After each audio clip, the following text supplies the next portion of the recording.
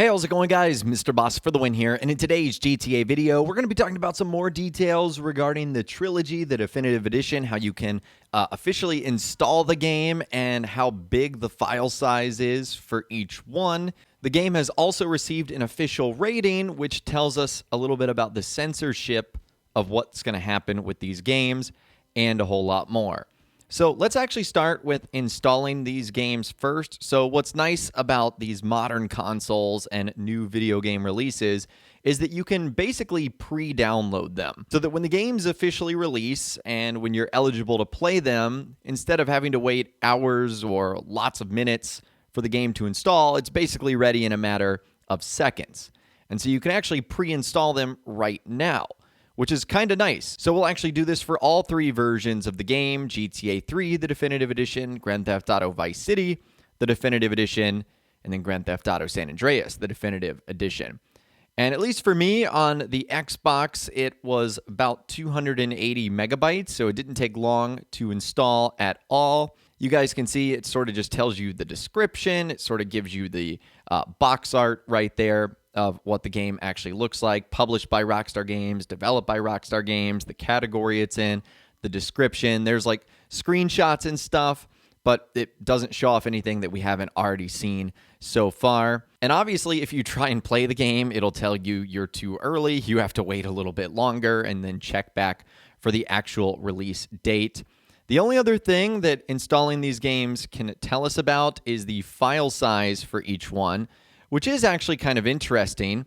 So for Grand Theft Auto 3, the file size is 8 gigabytes. It's the smallest of the games from the Definitive Edition. Grand Theft Auto Vice City is approximately 14 gigabytes in size, and then Grand Theft Auto San Andreas is 27 gigabytes in size. So that's why Rockstar recommends that you need about 45 in total. However, it turns out you're going to need probably a little bit more than that, just doing some simple math, adding all three of those up together, and you get about 49. So I don't know what Rockstar was saying with 45. Maybe on the PC, all of them packed together are smaller. But long story short, you can pre-install these games and you can get them loaded up on your console, whether that's PlayStation or Xbox or on the Rockstar Games launcher. You're now able to do that, which is really, really cool. So it is my highest recommendation that you guys do this, no matter what system you are on: Xbox, PlayStation, if you're going to get this on Nintendo Switch. Which, by the way, the only Nintendo Switch news that's come out from this is that it does require a download once you actually put the game in. I think the Nintendo Switch box art is the only one that has been revealed so far. And on it, you can actually see that it says like download required, which is not something probably Nintendo Switch fans want to see, because that probably means it's going to take you a little bit longer, that it will still require a mandatory download. But again, I don't know how many of you guys actually are going to be playing this on Switch. You might just be checking it out because it could be pretty fun. So let me know if you guys are going to be playing it on Switch in those comments down below. And if you're going to be playing the game on PC, make sure you also update your drivers as well.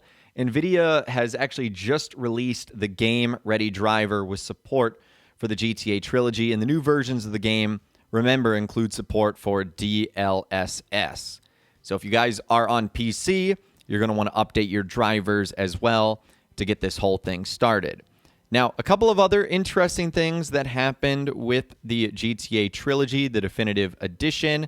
We actually know what its rating is going to be, and to no one's surprise or shock, it's rated M for mature, or in the UK, it's not the ESRB, it's actually PEGI.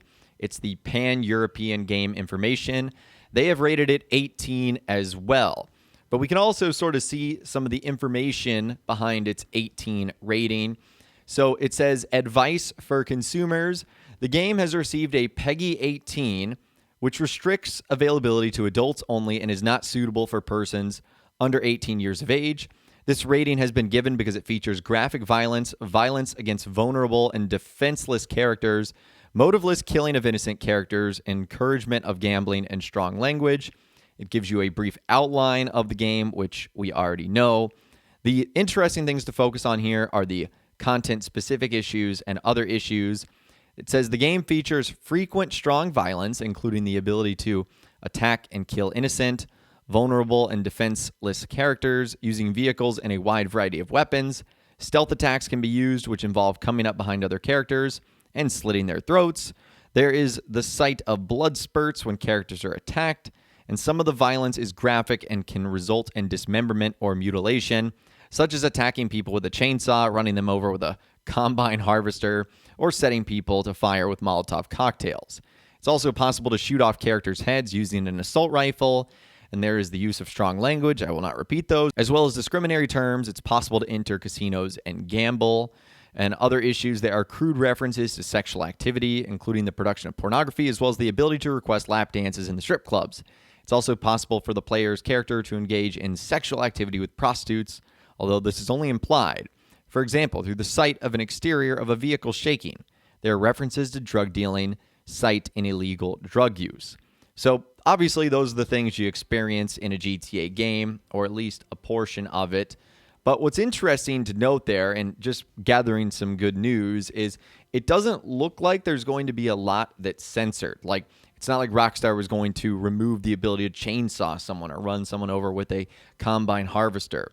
And it also doesn't look like they're taking out a lot of the interesting language that they might be using throughout this whole thing. So quite frankly, I see this as good news because it doesn't look like we're going to be getting an overly censored version of the Trilogy, the Definitive Edition, and it looks like it's going to be relatively the same game.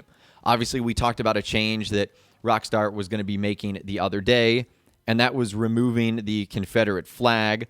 But other than that, I think for the most part, it's relatively going to be the exact same game. But anyways, that is pretty much everything we know so far, and that should get you caught up on all the news over the last couple of days regarding the GTA Trilogy.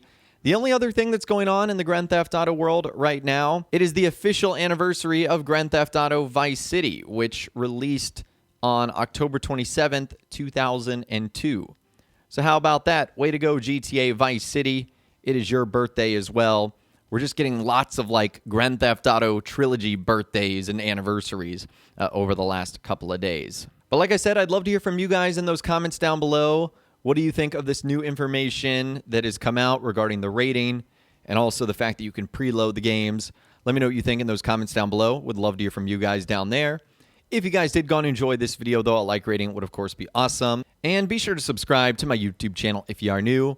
You want to stay up to date on all the latest GTA and all the Trilogy Definitive Edition videos that I'll be doing here on my channel once these games come out. And be sure to ring that notification bell as well. Sometimes YouTube just doesn't work, and if you ring that bell, you'll always be guaranteed to be notified when new videos arrive. But of course, as always, guys, thank you all so much for watching. Take care, and I'll see you guys in the next video.